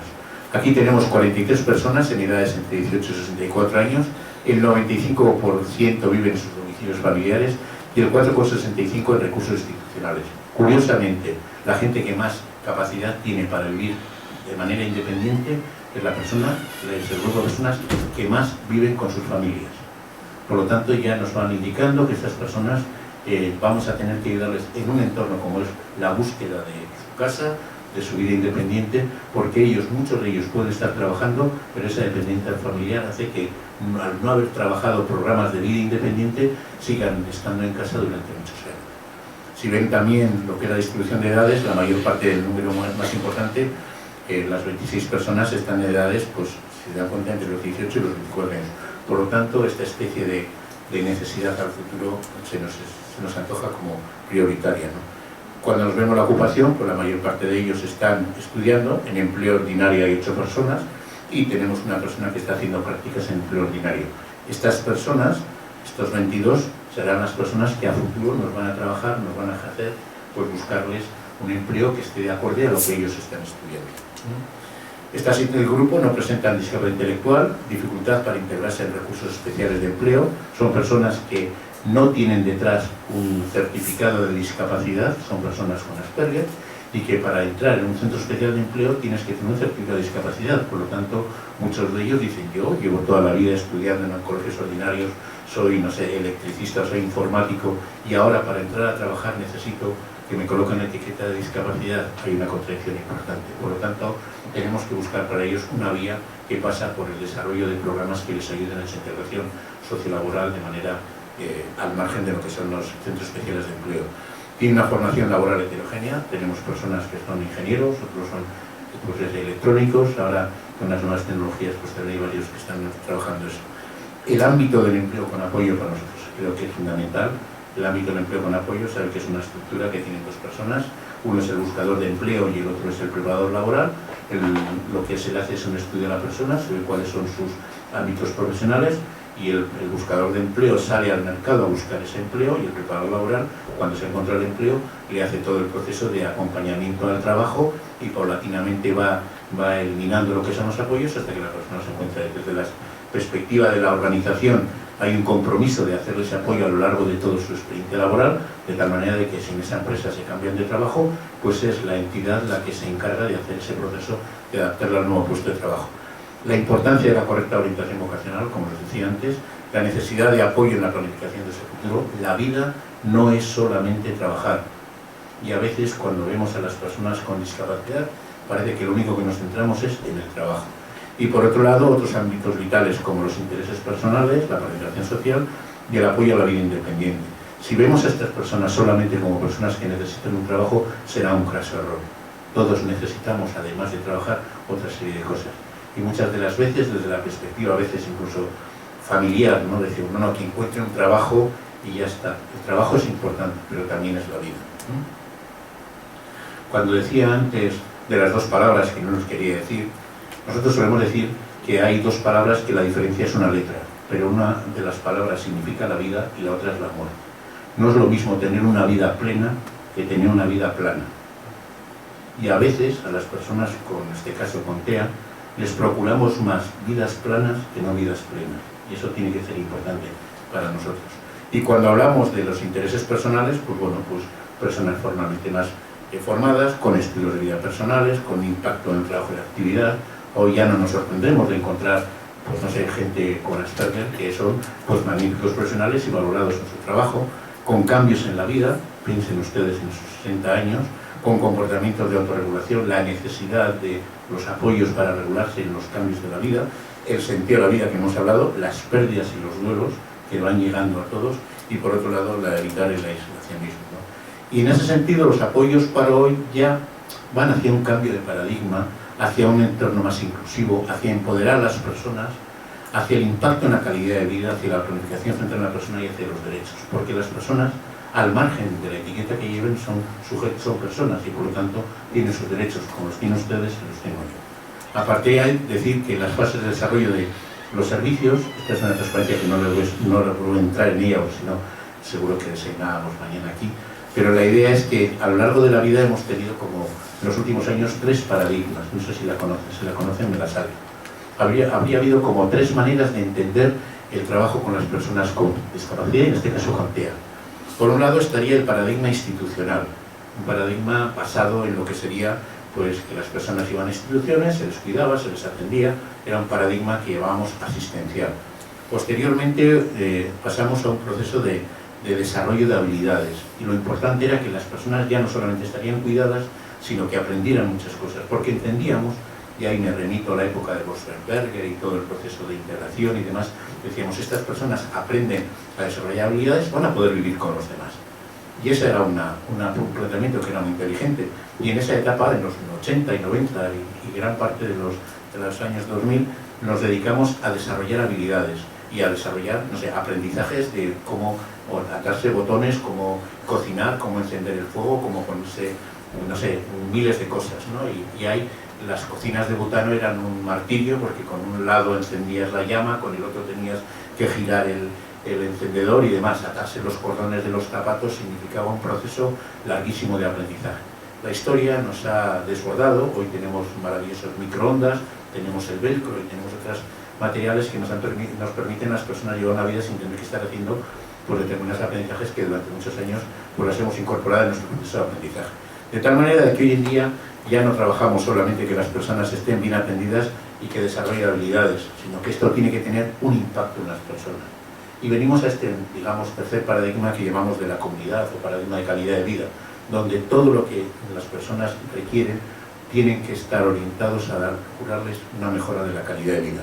En este proceso de integración caímos en la trampa de pensar de que si una persona sabía hacer algo, los demás lo iban a aceptar. Y en cambio, en el paradigma de la comunidad, lo que entendemos es que es la comunidad la que tiene que hacer el esfuerzo de adaptarse a las personas, y no las personas a la comunidad. Las personas con TEA no tienen que demostrar nada, porque son personas. Y es la sociedad la que, si realmente es una sociedad inclusiva y es una sociedad para todos, la que tiene que hacer el esfuerzo de flexibilizarse y adaptarse para que estas personas tengan su hueco como tal. Por lo tanto, en ese proceso de paso de ese modelo asistencial a un modelo de integración o desarrollo de aprendizajes o funcional a un desarrollo, un modelo en lo que es en la comunidad, pasamos de un paciente a un cliente, a un ciudadano. Y no es lo mismo alguien que es un paciente por tener un diagnóstico, a alguien que es un cliente al que le enseñamos algo, o a alguien que es un ciudadano y que tiene el mismo derecho que los demás. Solamente le explico eso, lo demás lo dejo a su trabajo, ¿no? De tal manera que cuando hablamos del paradigma de ciudadanía estamos hablando de que cambiamos el foco. Ya no está en la persona, está en la sociedad. Ya partimos de apoyos basados en servicios a apoyos basados en personas, como decíamos antes. Servicios abiertos y flexibles, porque ellos tienen derecho a estar en la comunidad como los demás. En servicios, en contextos habituales, fomentando un papel social valorado. Es decir, el gran problema que tienen las personas con discapacidad y las personas con TEA es que todavía no hemos solucionado el modelo médico, y determinamos a las personas no por sus capacidades, sino por sus limitaciones. Y hoy, cuando uno lleva 30 años trabajando con personas con TEA, podrá entender que tiene limitaciones como las tengo yo, pero tiene fortalezas, tiene una tenacidad, bueno, enorme. Son capaces de pelear por algo que ellos consideran que es importante. Son perseverantes, son fieles, son trabajadores. Y gran parte de las veces todos estos aspectos positivos quedan en un segundo plano y seguimos viendo a las personas con problemas de comportamiento, con tal, con cual. Es como si yo, que he venido por primera vez aquí, ahora les digo a ustedes que me apunten en un papel algo en lo cual ustedes no son buenos. Luego los cojo y a partir de ese momento digo, los señores que estuvieron en la conferencia del Flasco, todos ellos eran así, así, así, por esos papeles que ustedes me han dicho, en el cual solamente hemos recogido los aspectos, las dificultades y no las fortalezas. Entonces, el gran problema que tenemos todavía es ser capaz de cambiar en ese paradigma de ciudadanía ese modelo mental basado en las dificultades a un modelo basado en las fortalezas. Y ese es donde nos movemos en ese momento, ¿no? Buscando el desarrollo de habilidades en entornos sociales compartidos, porque no hay mejor persona que pueda defender sus propias capacidades como las propias personas con discapacidad, ni los profesionales, ni las familias. Son ellos mismos los que, con su ejemplo, cuando se les genera oportunidades, van a ser capaces de poder vender su propia imagen y van a ser capaces de cambiarla. Y tenemos que incidir en el micro, en la historia vital y en sus futuros, en sus sueños, en sus deseos. En el meso, en cómo cambiamos las organizaciones, cómo gestionamos las organizaciones y las ponemos al servicio de las personas, no al servicio de las organizaciones. Que a veces me da la sensación que hacemos organizaciones para perpetuarse, y eso es un error. Y por otro lado, en el macro, con políticas y filosofías en los servicios sociales. En entornos inclusivos, me lo voy a saltar porque si no, no va a llegar al final. Empoderar a las personas, fijarse en la persona y no en la etiqueta. Un trato habitual, no discriminatorio, énfasis en las capacidades, darle protagonismo a la persona. Y ahí los grupos de autogestores son claves. Cuando ahora tenemos la oportunidad de dar la voz y la palabra a las personas con Asperger, nos van contando muchas cosas que nosotros muchas de las veces ni hubiéramos imaginado de ellos. Y ellos son personas que llevan 30, 40 años y que nos expresan a veces las dificultades que tienen a la hora, por ejemplo, de compartir una comida con el resto de la familia. Me acuerdo un padre que se le diagnostica de Asperger a raíz de que su hijo tiene Asperger, y la madre, con una visión magnífica, dice, pues el padre es igual. Y dijimos, bueno, pues vamos a verlo. Y realmente cuando hicimos el estudio, el padre tenía Asperger. Y el padre nos decía, dice, claro, es que yo a veces, dice, tengo problemas en la familia porque mi mujer gestiona la vida de la familia desde la parte emocional y yo la gestiono desde la parte racional. Y nos decía, si este fin de semana y todos los domingos vamos a comer a casa de mis suegros, decía, si este fin de semana hace un tiempo horrible, pues yo, desde mi parte racional, dice, bueno, si vamos toda la semana, porque no vayamos un día con este tiempo, no pasa nada. Pero desde la parte emocional de la mujer decía, no, los domingos vamos a comer a casa de mis padres, hoy es domingo, luego vamos a comer a casa de los padres. Esta anécdota tan sencilla puede dar una idea hasta qué punto es difícil a veces la convivencia con estas personas. Hay un libro precioso del matrimonio Slater, está en inglés, un matrimonio que se conoció sin que él supiera que tenía Asperger, y que es a raíz de un conflicto que tiene la familia cuando van a una terapia de familia, de pareja, cuando ella descubre lo que le tiene el marido, lo que le pasa al marido, y entonces acepta al marido porque realmente ve que lo que tiene es más el resultado de su propio diagnóstico y no por esa idea que tenía del marido como persona descortés, falta de emociones, etcétera, etcétera. Por lo tanto, cuando entendemos a las personas con con TEA como mentes diferentes que no mentes deficientes, es cuando aceptamos a las personas y compartimos con ellos la vida teniendo en cuenta que son diferentes como también lo somos entre las personas que estamos aquí. A partir de ahí lo que vamos a hacer es reforzar sus experiencias valiosas y esta autodeterminación por derecho, no solo por capacidad. Eso es un tema clave. A mí me costó mucho tiempo entender que si la autodeterminación la tenemos todos, el derecho a ello, hay personas que tienen capacidad para poderla llevar a cabo y otros no. Imagínense, les voy a poner un ejemplo. Yo, por mi capacidad de autodeterminación, soy capaz de coger un vaso y echar un trago de agua, beber agua. Pero si yo ahora no tendría manos, tendría derecho a beber agua. Entonces, el que ejerce esa autodeterminación no la puedo ejercer yo, sino que es el resto de la comunidad, de la sociedad, la que es el que hace lícito esa capacidad que tengo yo para autodeterminar. Y en ese sentido cambia mucho la forma de entender a las personas cuando decimos esta persona tiene dificultades pero tiene ese derecho, por lo tanto yo soy el responsable de ejercer ese derecho de la persona, ¿vale? A partir de ahí el impacto en la calidad de vida de las personas. Es difícil de entender la calidad de vida de las personas con discapacidad intelectual sin apoyos en el ámbito familiar. Es imposible que alguien tenga calidad de vida si dentro de lo que es el entorno familiar no existe una calidad de vida.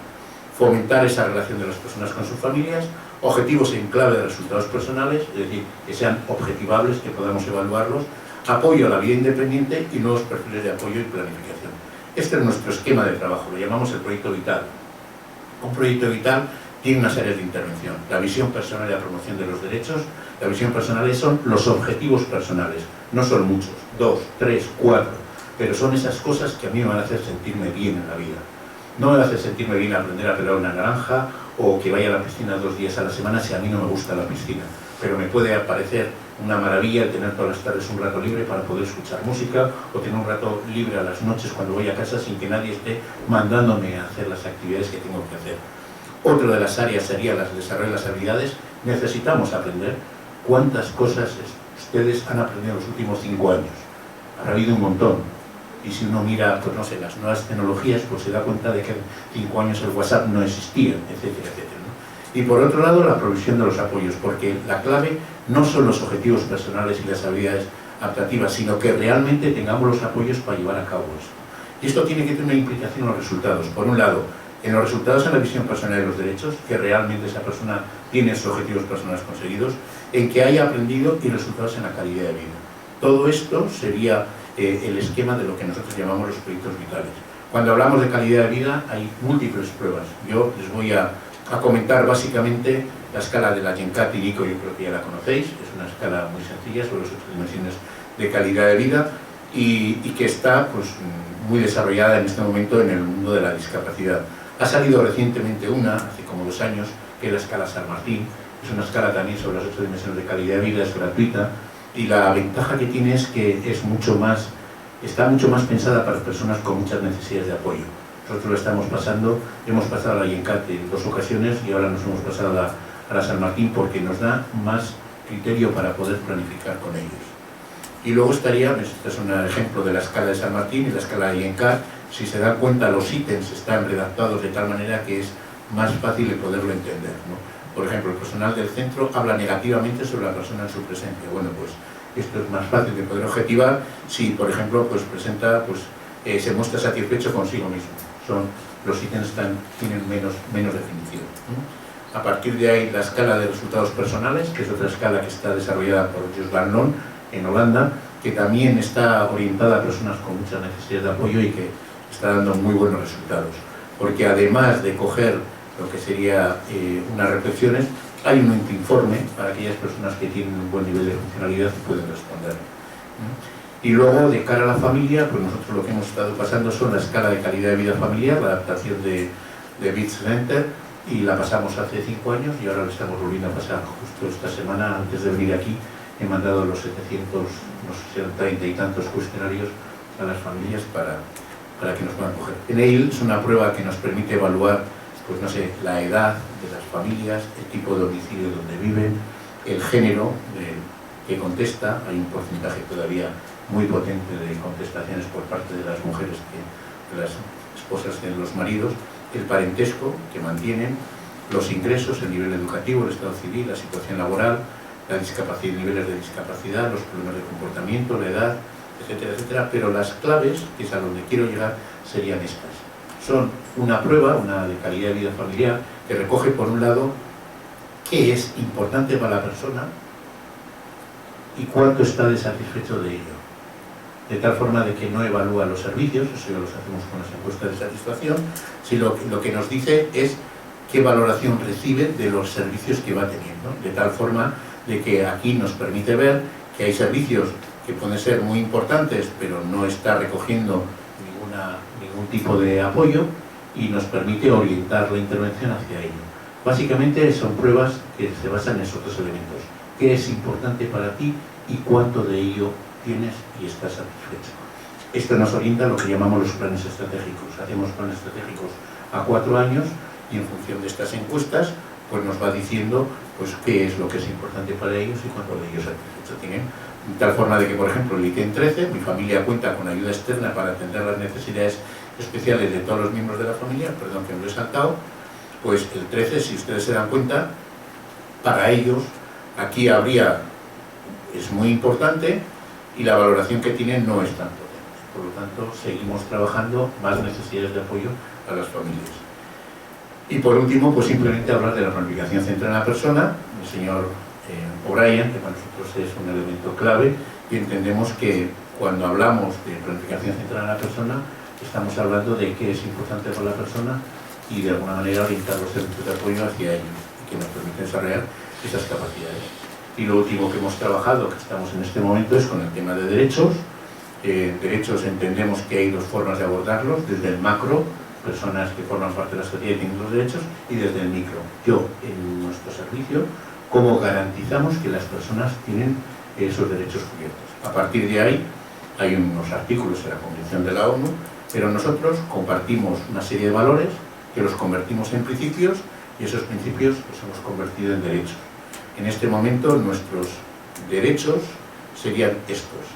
El derecho, los 12 derechos que nosotros tenemos. Empezamos con 16 y al final lo que hemos hecho ha sido aglutinarlos. De tal manera de que lo que buscamos es que las personas tengan comunicación e información, tengan un plan de actividades, tengan participación en la comunidad, tengan privacidad e imagen personal, puedan ejercer sus quejas y desacuerdos, tengan confidencialidad, tengan cambios, haya salud y cuidados personales, relaciones personales, religión, cultura y diversidad, y todo esto lo recogemos a través de una serie de herramientas en la práctica cotidiana, y eso está ligado con los diferentes enfoques de calidad de vida. De tal manera de que uno puede planificar en clave de calidad de vida o en clave de derechos. Yo entiendo que las personas que están en nuestra organización tienen derecho a la comunicación y nada de lo que pasa en la organización tiene que estar al margen de su propio conocimiento. Bien sea la persona, y si la persona no tiene capacidad, por derecho, no sea la familia. ¿De acuerdo? Y yo creo que con esto, pues simplemente compartir con ustedes una frase de José Luis San Pedro. Era un escritor que falleció hace muy poquitos años. Era un señor que creo que era matemático, una cosa así, pero tenía una mente lúcida y decía que hay personas que viven para hacer más ricos a otras personas y hay personas que viven para hacer más felices a otras personas. A mí me gustaría pensar que nosotros y que ustedes, que trabajamos y que estamos relacionados con estas personas, pues vivimos sobre todo para hacer felices a estas personas más que para hacer más ricos a otras personas. ¿De acuerdo? Muchas gracias.